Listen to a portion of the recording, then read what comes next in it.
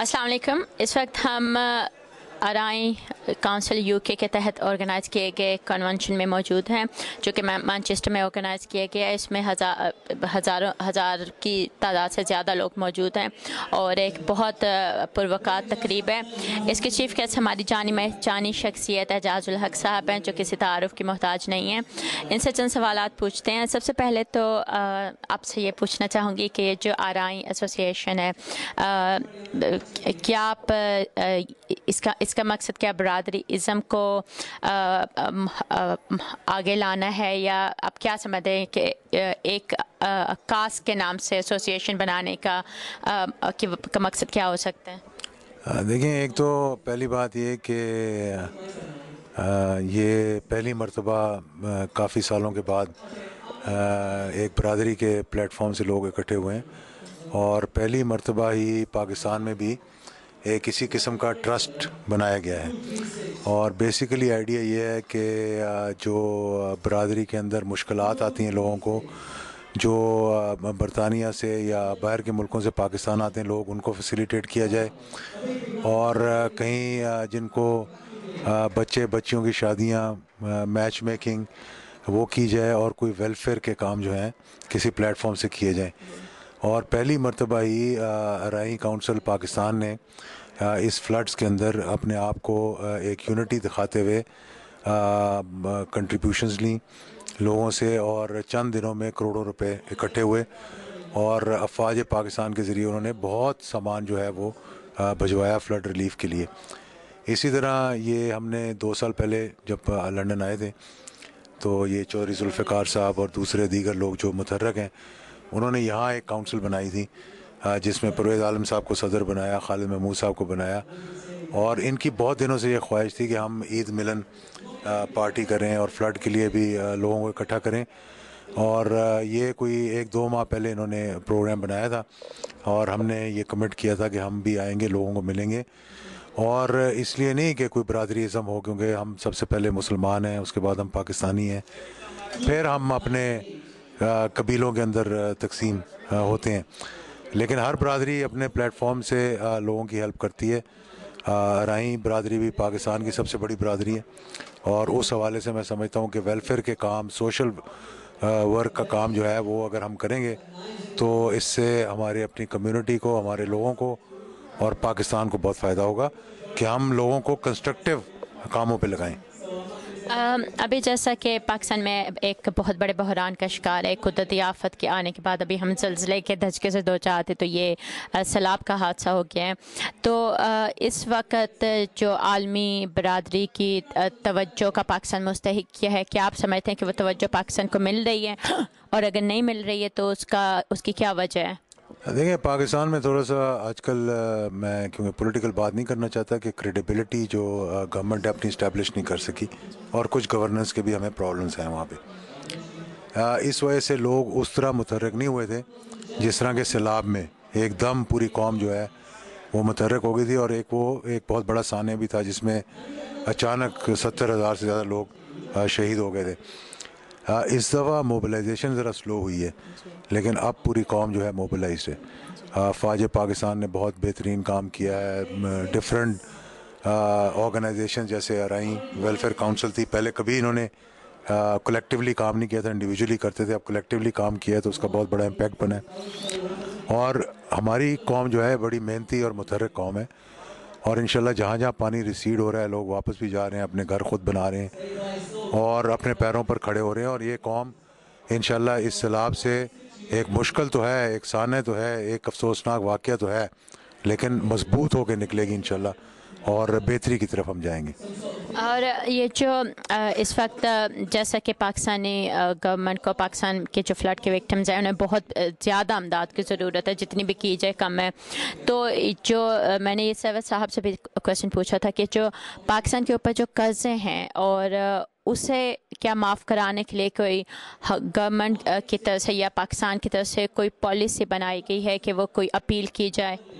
देखिए, ये तो इंटरनेशनल कर्ज़े हैं और इंटरनेशनल कम्युनिटी भी इसमें बहुत हमारा साथ दे रही है। अक़वाम मुत्तहिदा ने बड़ा साथ दिया, बरतानिया जैसे मुल्क ने बड़ा साथ दिया, यूरोपियन यूनियन ने बड़ा साथ दिया है। और पहली मरतबा हमें एक्सेस टू मार्केट दिया है हमारे गुड्स के लिए, जो एक बहुत बड़ी मैं समझता हूँ कामयाबी है। चाहे वो फ्लड से मुतासर होकर दिया, लेकिन ये पहली दफ़ा हुआ है कि पाकिस्तान को एक इंसाइट मिली है यूरोपियन मार्केट की। और इसी तरह अमेरिकन गवर्नमेंट ने भी बहुत सपोर्ट की है, और सबसे ज़्यादा सपोर्ट जो हमें मिली है, हमें उसका शुक्रिया भी अदा करना चाहिए, वो हमारे सऊदी भाइयों ने और खादिम हरमैन शरीफैन ने ख़ुद अपनी ज़ाती जेब से जो आगाज़ किया फंड्स का कलेक्शन का, लोगों से अपील की, उसमें लोगों ने अरबों रुपए जो है वो दिए हैं और पाकिस्तान को भिजवाएं। आप चूँकि एक बहुत बड़ी शख्सियत आपके नाम से जुड़ी हुई है, जनरल मोहतरम ज़ियाउल हक शहीद मरहूम, तो उनकी जो ज़िंदगी का मिशन है उससे लेके आप आगे किस तरह बढ़ रहे हैं और आपको क्या मुश्किलात पेश आ रही हैं? देखें, बहुत एक बड़ा नाम था उनका और बड़ी उन्होंने पाकिस्तान की खिदमत की। 11 साल पाकिस्तान में वो longest serving chief of army staff थे, लॉन्गेस्ट सर्विंग एक हुक्मरान थे पाकिस्तान के, और पाकिस्तान के लिए उन्होंने अपनी जान तक कुर्बान कर दी। लोग जो है हमारे यहाँ इस बात को समझते नहीं कि जो उनके 11 साल दौर था, कोई अल्लाह के फजलो करम से कोई आफत पाकिस्तान पे नहीं आई, ना कोई अर्थक्वेक आया, ना कोई सैलाब आया। ये वाहिद पीरियड था पाकिस्तान का जो पुरअमन रहा। इसमें लोग खुशहाल थे, महंगाई नहीं थी, बेरोज़गारी नहीं थी, लॉ एंड ऑर्डर बहुत बेहतर था। लेकिन साथ साथ ही क्योंकि अफ़गान जहाद की वजह से पाकिस्तान इन्वॉल्व रहा उसके अंदर, तो बाद की हुकूमतें जो उसे समेट ना सकें, जो उस कामयाबी का सेहरा अपने सर पे नहीं ला सकें, जिसकी वजह से फ़लस्तीनियों ने कहा कि अगर एक पाकिस्तान और ज़ियाउल हक हमारे साथ होते, तो पड़ोस में होते, तो आज हम भी आज़ादी का सांस ले रहे होते। बर्लिन की जब दीवार गिरी तो उन्होंने किसका शुक्रिया अदा किया? पाकिस्तान की फ़ौज का शुक्रिया अदा किया। उन्होंने कहा कि ये पहली ईंट जो खिसकाई है वो आप लोगों ने खिसकाई है, सोवियत यूनियन को टुकड़े टुकड़े करके। 8 इस्लामी रियासतें जो हैं वो आज़ाद हुई सेंट्रल एशिया में, जिनके बारे में कम से कम हमारी जनरेशन को मालूम ही नहीं था कि 70-80 साल से उन मसाजिद पे ताले लगे हुए थे और मुसलमान भी रहते थे वहाँ। आज आप उज़्बेकिस्तान, काज़ाकिस्तान, ताजिकिस्तान को जाकर देखें तो माशाल्लाह एक रिसोर्सेज जितनी वहाँ हैं मुसलमानों के पास, आज़ादी के साथ वो सुख का सांस ले रहे हैं, वो सारा पाकिस्तान की वजह से हुआ। लेकिन उसके साथ साथ क्योंकि उससे हम समेट ना सके, उनकी शहादत हो गई, कुछ थोड़ा बहुत फॉल आउट तो इतने बड़े जहाद के बाद होती हैं, तो उससे आज भी कोई मुश्किलात अगर आती हैं तो लोग उसी पे ब्लेम करते हैं, लेकिन जो कि हकीकत नहीं है। तो मेरा उनको अपने आप को तो मैं कंपेयर कर ही नहीं सकता। एक अपने हम्बल तरीके से जो है वो हम कोशिश कर रहे हैं कि हम पाकिस्तान की खिदमत करें और इंशाल्लाह ये करते रहेंगे। और पॉलिटिक्स में हमने जो साबित करने की कोशिश की है कि पाकिस्तान का 11 साल दौर, पहले हुक्मरान थे जो जब शहीद हुए तो उनके अकाउंट से 2 लाख, 2.25 लाख रुपए निकले। तो ना उनका कोई जायदाद थी, ना उनकी कोई फैक्ट्री है, ना उनकी कोई ज़मीन है, ना उनकी औलाद पे ये इल्ज़ाम लगा कि इन्होंने कोई फ़ायदा उठाया, मुफाद उठाया। तो हम एक अपने हम्बल तरीके से ये कोशिश कर रहे हैं पाकिस्तान की सियासत में ये इस्टेब्लिश करवाने का कि करप्शन के बगैर भी लोग ज़िंदा रह सकते हैं और अपनी मेहनत से भी ज़िंदा रह सकते हैं और मुल्क की खिदमत बेलौस तरीके से भी कर सकते हैं। एक जो पाकिस्तान का और पाकिस्तानी सियासत का बहुत बड़ा अलमिया रहा है कि मोहतरम लियाकत अली साहब के कत्ल से सिलसिला शुरू हुआ है, फिर ज़ियाउल हक साहब के जहाज़ का हादसा, फिर बेनज़ीर भुट्टो का जो रीसेंट मर्डर, तो ये तमाम अलमनाक वाक़यात और इतनी बड़ी शख्सियात जिसमें हमसे छीन ली गई, उनके बारे में इतनी ज़्यादा तहकीकात होने के बावजूद हमें कुछ पता नहीं चल सका, कभी कोई हक़ाइक़ मंज़र-ए-आम पे नहीं आ सके। इसकी बड़ी वजह क्या हो सकती है आपकी नज़र में? इसकी सबसे बड़ी वजह ये है कि हम बहैसियत कौम हम यूनाइटेड नहीं हैं। हम फैक्शंस में, पार्टीज़ में, पॉलिटिकली हम बटे हुए हैं आपस में।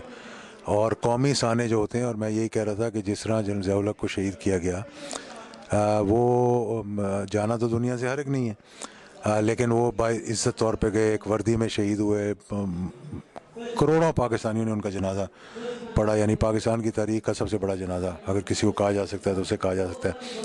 और ये कहना कि मालूमात नहीं हुई, हाँ उसे छुपाया गया, उस पर पर्दा डालने की कोशिश की गई, लेकिन बहुत से सबूत और शवाहिद हमारे पास मौजूद हैं। कुछ हमने अखबारात के ज़रिए लिख के दिए, कुछ पहले से लोगों को मालूम था।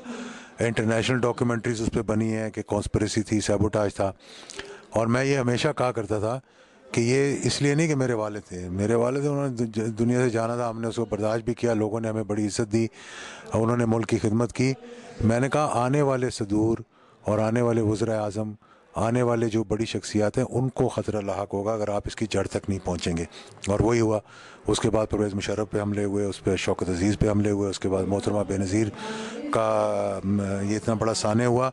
और सबसे अफसोस की बात यह है कि जनरल ज़िया-उल-हक के जाने के बाद तो हमारी मुखालिफ हुकूमत आ गई, पीपल्स पार्टी की, जिसने पर्दा डाला, जो नहीं चाहते थे कि सामने आए चीज़। लेकिन मोहतरमा के जाने के बाद उनकी अपनी हुकूमत आई, और ये सबसे बड़ा साने है कि बेनज़ीर के साने के बारे में मौजूदा हुकूमत ने जिस तरह ख़ुद उसको पोस्टपोन किया, अक़वाम मुत्तहिदा के हवाले किया, इंक्वायरी नहीं करवाई, इन्वेस्टिगेशन नहीं करवाई, ये एक बहुत बड़ा अफसोसनाक वाक़या है। जहाँ से जनरल ज़िया-उल-हक के साने का ताल्लुक़ है, हर किसी को पता है, और हर किसी ने कहा अगर क्रिमिनल इन्वेस्टिगेशन आज भी हो तो जो चोर हैं उनको पकड़ कर कटहरे पे लाया जा सकता है। एक आखिरी सवाल आपसे पूछूंगी कि जो पाकिस्तान के जितने भी अवाम हैं उनके ऊपर एक इम्प्रेशन पड़ चुका है कि हमारे पार्लियामेंट के जितने भी फैसले होते हैं वो अमेरिका से होके आते हैं। तो क्या इस बात में कोई हकीकत है, और अगर हकीकत है तो क्या हम बहैसियत आज़ाद खुद मुख्तार सल्तनत में रहते हुए एक आज़ाद पार्लियामेंट का भी ख्वाब देखने के मुस्तहिक हैं? अल्लाह करे कि वो दिन आए जब हम एक आज़ाद पार्लियामेंट को देख सकें, और इंशाल्लाह वो दिन ज़रूर आएगा। क्योंकि देखें, सियासी तौर पर मौजूदा हुकूमत को एक डील के ज़रिए, जिसे NRO कहा जाता है, लाया गया था। और वो डील जिन लोगों ने ब्रोकर करवाई थी, उसमें बरतानिया की हुकूमत थी, उसमें अमेरिका की हुकूमत थी, और उसमें फ़ौज पाकिस्तान के सरबराह उस वक्त के परवेज़ मुशर्रफ साहब थे। तो जिस हुकूमत को आप ख़ुद डील के ज़रिए लाएँ और उनके इतने जो स्केलेटन्स हैं वो कबर्ड के अंदर हों, तो वो फिर आज़ादी के साथ काम नहीं कर सकते। तो मौजूदा इलेक्शंस और मौजूदा जमहूरियत और मौजूदा ये जो हुक्मरान हैं, इनको एक साजिश के ज़रिए लाया गया, और इसीलिए वो डिलीवर नहीं कर सक रहे। इसीलिए उन लोगों की जो उनको लाने में मुतहर्रिक थे या जिन्होंने कैटलिस्ट का किरदार अदा किया, उनकी डिक्टेशन वहाँ पे चल रही है। हमारी सोवरेनिटी को पामाल किया जा रहा है, हम पे ड्रोन हमले किए जा रहे हैं, हमारे दीगर मामलात में जो है मुदाखलत कभी पाकिस्तान की तारीख़ में इतनी नहीं हुई थी जितनी आज हो रही है। लेकिन एहसास भी लोगों को हो रहा है, हमारा मीडिया मुतहर्रिक है, अब लोगों को एक्सपोज कर रहा है, और आहिस्ता आहिस्ता मैं समझता हूँ कि अगर ये मरूसी सियासत हमारे मुल्क के अंदर और इंजीनियर्ड सियासत और बैरूनी मुदाखलत जो सियासत के अंदर है, जब ये ख़त्म हो जाएगी तो इंशाल्लाह पाकिस्तान एक सही और अकाउंटेबिलिटी का प्रोसेस और लीगल सिस्टम हमारा जब सही हो जाएगा, तो फिर मैं समझता हूँ कि सही डेमोक्रेसी मुल्क के अंदर आएगी। और इस वक्त जो पाकिस्तान में सैलाब के हालत से लोग गुजर रहे हैं, और अभी ईद उन्होंने इस हालत में गुजारी, आगे हमारे हज का मुबारक महीना भी कुछ महीनों बाद आ जाएगा, बड़ी ईद होगी। तो क्या आप कोई अपील करना चाहेंगे हमारे अवाम से?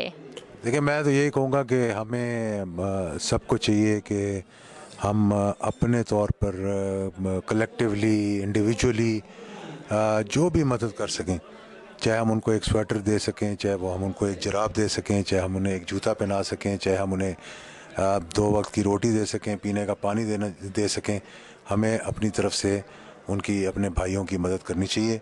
और हमारी बड़ी एक वाइब्रेंट डायनामिक कौम है, और इंशाल्लाह इस मुश्किल से तो हम निकल जाएंगे और एक अच्छी कौम, मजबूत कौम होकर निकलेंगे। लेकिन हमें अपने बहनों और भाइयों को इस वक्त जितनी भी मदद कर सकते हैं वो कम है। कायद आज़म मोहम्मद अली जिन्ना की एम्बुलेंस ख़राब हो जाती है, लियाकत अली पे गोली चला दी जाती है, भुट्टो को फांसी होती है, ज़िया-उल हक मोहतरम शहीद को एक त्यारे में इतने लोगों समेत शहीद कर दिया जाता है, परवेज़ मुशर्रफ पे हमले होते हैं, बेनज़ीर पे को शहीद किया जाता है, नवाज शरीफ की ज़िंदगी को ख़तरा लाहक होता है, पाकिस्तान से सियासतदान उठ के गैर मुल्कों में आबाद हो जाते हैं। इन ख़तरात के बायस हम कहाँ खड़े हैं, और हम बहैसियत एक मुल्क, अगर हम अपने पॉलिटिशियंस को महफूज नहीं कर पा रहे तो एक आम आदमी की ज़िंदगी को हम कैसे महफूज कर पाएंगे?